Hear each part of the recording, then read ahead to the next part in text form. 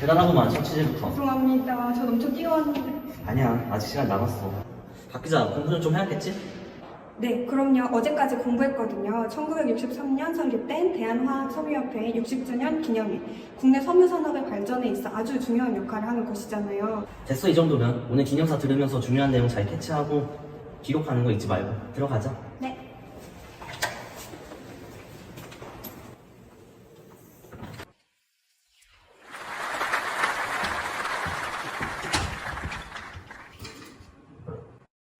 안녕하세요. 대한화학섬유협회장 한선우입니다. 우선 2023년 이번 대한화학섬유협회 60주년 행사에 참여해주신 협회원분들을 포함해 대한민국의 화성산업을 이끌어 나가고 있는 모든 종사자분들께 감사와 수고의 인사 말씀드립니다. 우리나라의 화성산업은 60년대 후반 이후 형성되어 꾸준히 성장과 도약을 뒷받침하는 데 큰 역할을 하는 중요한 산업입니다. 대한화학섬유협회는 이렇게 과거부터 쭉 연력을 보니까 우리나라 화성산업이 오래되고 꾸준히 성장한 것 같아요, 선배님. 중국 폴리에스테르 장섬유 완전 연신사의 반덤핑 관세부가? 비교적 최근 일인데요? 저건 무슨 사건이에요? 업계에서 저거 엄청 화두였는데? 이 녀석 명색이 경제부 기자인데 이걸 모르고 있어? 선배님 무슨 일인지 한 번만 알려주세요. 그니까 말이지. 때는 2020년 말쯤이었어.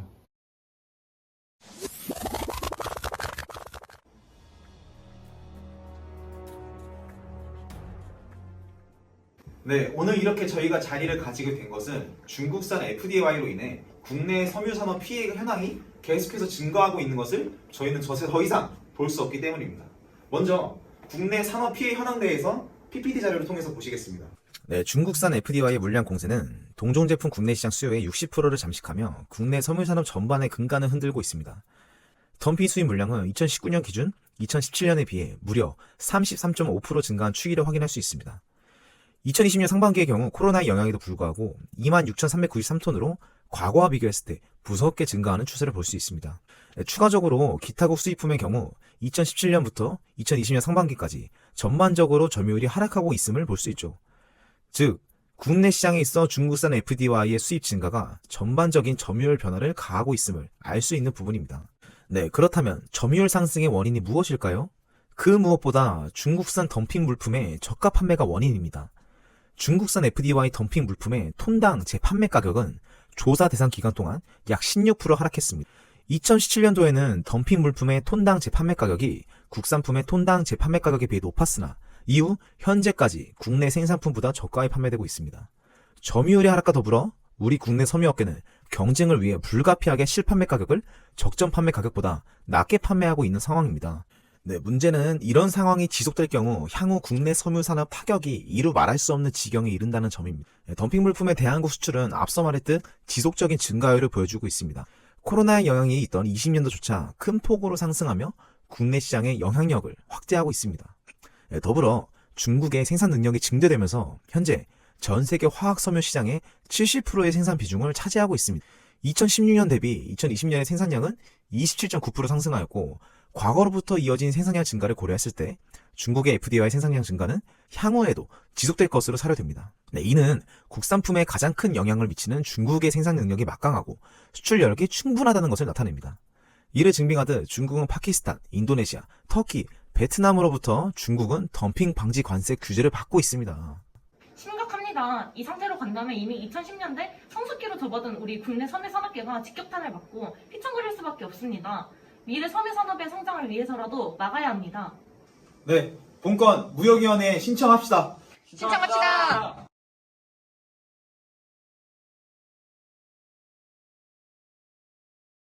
지금부터 부제 23-2020-055 중국산 폴리에스테르 장섬유 완전 연신사 이하 FDI의 덤핑 수입, 불공정 무역행위 여부 판정을 시작하겠습니다. 먼저 중국산 FDI 덤핑 수입으로 동종의 제품을 생산하는 산업의 피해 여부와 관련된 신청인 측 발언해주세요. 중국산 FDI의 물량 공세로 인해 국내 화학섬유 업계의 노동자와 섬유 기업이 고사 직전 위기에 처했습니다. 첫 번째로 중국산 FDI의 수입 물량이 증가 및 가격 하락과 동시에 국내 생산품의 출하량이 감소했습니다. 초기에는 국내 FDI 시장 점유율이 중국산 FDI보다 상회했으나 현재는 중국산의 영향으로 국내 생산품의 출하량이 감소하고 시장 점유율이 꾸준하게 하락세입니다. 잠시만요. 지금 중국산 FDY의 수입 물량 증가, 가격 하락 때문에 한국 화학섬유업계가 피해를 봤다고 주장하는데요. 이게 정말 객관적인가요? 국내 원사업체는 생산업체만의 입장이 아닌 후방산업인 직물, 편물업체의 원사 선택의 자유, 원가 경쟁력 제고를 통한 동반 성장의 길로 방향을 가야 된다고 생각하는데요. 이번 건으로 인해서 중국산 FDY에 덤핑 방지 관세가 부과된다면 이는 결국 한국 섬유산업의 전체의 경쟁력 악화로 이어질 것입니다. 그러면 중국 FDI 수입이 한국 섬유 산업 경쟁력 유지에 이바지하고 있다는 말씀이신가요? 국내 산업의 피해가 가장 큰 이유는 중국산 FDI의 저가 판매입니다. 중국산 FDI의 낮은 가격으로 인해 국내 생산품의 가격이 하락하고 인상이 억제되고 있습니다. 현재 한국은 FDI 경쟁력을 위해 어떤 발전 및 노력을 했나요? 지난 20년간 중국과 한국의 화섬 산업의 투자 규모를 보시면 국내 화산업체는 설비 투자가 미미해서 가격 경쟁력을 상실하였다고 생각합니다. 더불어 수입 비용 및 기타 비가격적인 요소를 감안하면 한국 FDY는 20% 이상의 경쟁 우위를 가지고 있어 덤핑 방지 관세의 부과는 시장 차원에서 공정하지 않습니다. 저는 이번 신청이 한국의 FDY의 경쟁력이 없다는 것을 중국산 FDY로 치부한 신청이라고 생각합니다. 치부했다니요. 현재 한국이 피해를 보고 있는 건 객관적인 팩트입니다. 여기 좀 표 좀 봐주시기 바랍니다. 먼저 국내 산업의 생산량과 영업이익이 조사 대상 기간 동안 감소하고 있습니다. 저가 덤핑 수입으로 시장 점유율 확보가 어려워 영업 손실이 발생하고 있습니다. 다음으로는 국내 산업의 실질적 피해 우려 사실에 대해 설명드리겠습니다. 보시는 그래프는 덤핑 물품의 대한국 수출의 현저한 증가율을 보여주고 있습니다. 더불어 중국의 생산 능력이 증대되면서 현재 전 세계 화학섬유 시장의 70% 생산 비중을 차지하고 있으며 꾸준히 상승 곡선을 그리고 있습니다. 중국의 생산량, 수입량이 한국 시장을 잠식하며 위와 같은 피해 상황이 지속되고 있다고 말씀드리겠습니다. 네, 이상입니다. 현재 중국산 그리고 한국산 FDY는 동종 물품이라는 점, 그리고 이에 따라 국내 산업 피해 현황은 조사 대상 기간 동안 조사 결과 그 피해가 발생했음을 확인했습니다. 피신청인 측 혹시 이와 관련하여 추가 발언 있으십니까? 일반적인 FDY에는 솔직히 동종 제품이라는 것에 이의는 없습니다. 다만 차별사, 특수한 용도에 쓰이는 FDY에는 이견이 있습니다. 먼저 리사이클드 FDY, 즉 재활용 FDY인데요. 애초에 제조 원재료부터 달라요. 일반 FDY는 두 화학 물질로 만들고요. 재활용 FDY는 페트병을 활용합니다. 만드는 재료가 애초에 다른데 다른 제품으로 분류해야 된다고 생각해요. 그리고 가격도 2배 정도 차이가 나요. 추가적으로 이런 환경 관련된 인증, 그리고 관련된 인증의 번호 부여를 받는 과정조차 굉장히 복잡하고, 그래서 일반 FDY랑은 확연히 구별되는 FDY라고 생각합니다. 저기요, 일반 FDI와 재활용 FDI와는 별반 차이가 없어요. 저 재활용 FDI 원료로 하는 페트병 있죠? 그거 원재료가 뭔지 아세요? 일반 FDI 만들 때 사용하는 원재료입니다. 뿌리는 같은 제품이라는 거죠. 또한 이 물성 테스트 자료 한번 봐주시겠습니까? 보시다시피 두 FDY는 별다른 물리적 차이가 없으며 서로 경쟁 및 대체 가능한 FDY입니다. 또 가격에서도 말씀드리자면 페트병에서 FDY를 만들기 위해 필요 없는 성분을 제거하느라 가격이 비싼 거지, 이것만 없으면 가격 또한 동일할 것입니다. 아니 그러면 저번에 이번 제조업체 중 하나인 어진케미칼에서 재활용 FDY 홍보하신 거 보셨어요? 참네. 지구를 위한 페트병을 재활용해서 만든 지속가능 소재? 홍보 자료 보니까 이건 뭐 재활용 FDY 박사시던데요? 그렇게 이걸 잘하시는 분들이 여기서는 왜 일반 FDY랑 재활용 FDY랑 같다고 하는 겁니까? 일단 물성 테스트 자료를 비교해보면 두 FDY는 큰 차이가 없습니다. 이에 반증할 만한 자료가 있을까요? 잠시만요. 재활용 FDI 관련해서 저희 입장 말씀드리겠습니다. 먼저 유통구조인데요. 일단 물성 테스트 비교해서 볼 수 있듯이 이 물리적으로 두 FDY는 똑같으며 유통 경로 또한 재활용 FDY는 일반 FDY처럼 유통이 됩니다. 또한 이제 환경 인증도 좀 말씀드리면은 피신청인이 받는 인증은 일반적인 개별 회사에서 해주는 인증입니다. 그러니까 단순히 구매자들이 원해서 취득한 인증에 불과합니다. 마지막으로 좀 말씀드리면은 두 FDI는 모두 HS 코드가 똑같습니다. HS 코드가 같은데 덤핑 관세를 하나는 부과하고 하나는 부과 안 하는 게 이게 말이 되나요, 이게? 아니 HS 코드가 정보입니까? 네네, 일단 진정하시고요. 혹시 아까 말씀드린 자료는 찾으셨을까요? 분명 봤던 것 같은데.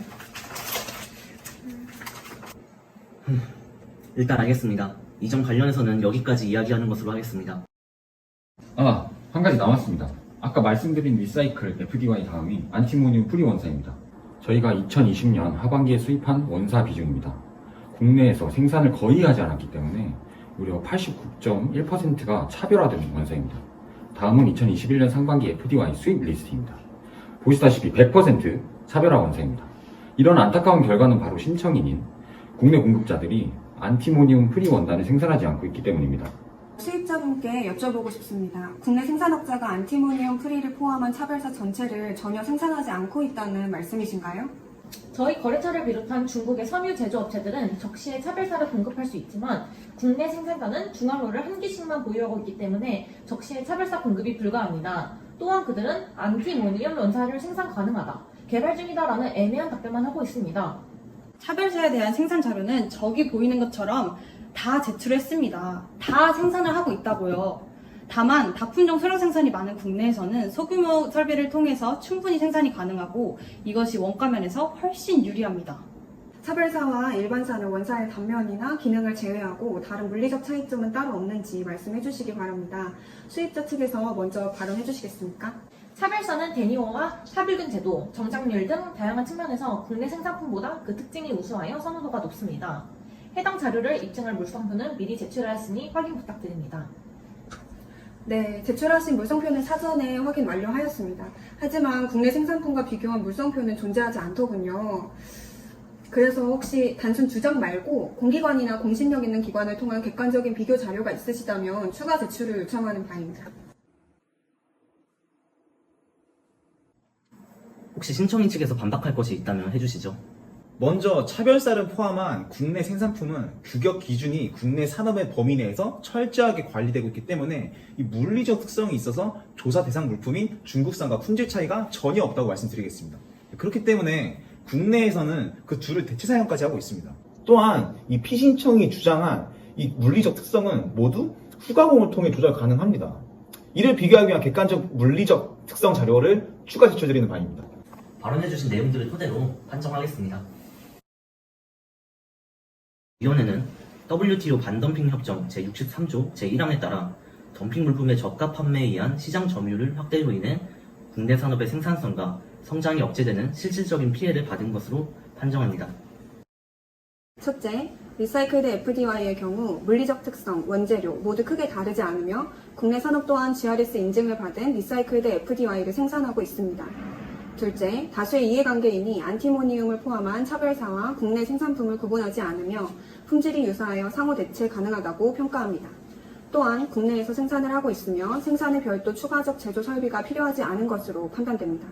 따라서 본위원회는 리사이클드 FDY, 안티모니움 차별사는 덤핑 관세 부과 대상 품목에서 제외하지 않는 것으로 판정하겠습니다.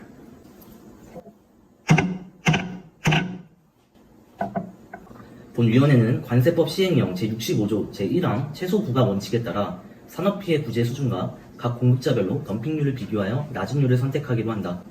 따라서 위원회는 최종 덤핑 방지 관세 부과 수준은 다음 표에서와 같이 공급자별로 3.95%에서 10.91%로 산정한다.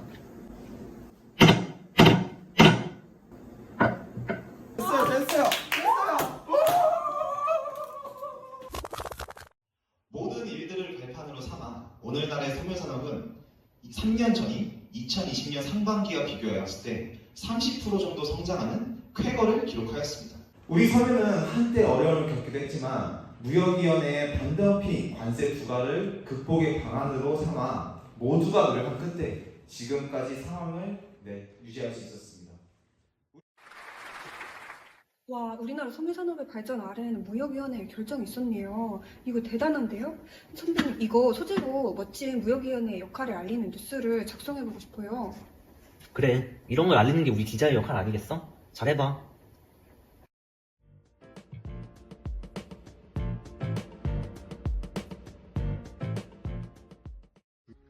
네, 여러분 잘 보셨나요? 이렇게 무역위원회는 1987년 설립된 이후 덤핑 또는 지식재산권 침해 같은 불공정 무역 행위로부터 국내 산업을 보호하고 공정한 무역지수 확립을 위해 노력하고 있습니다.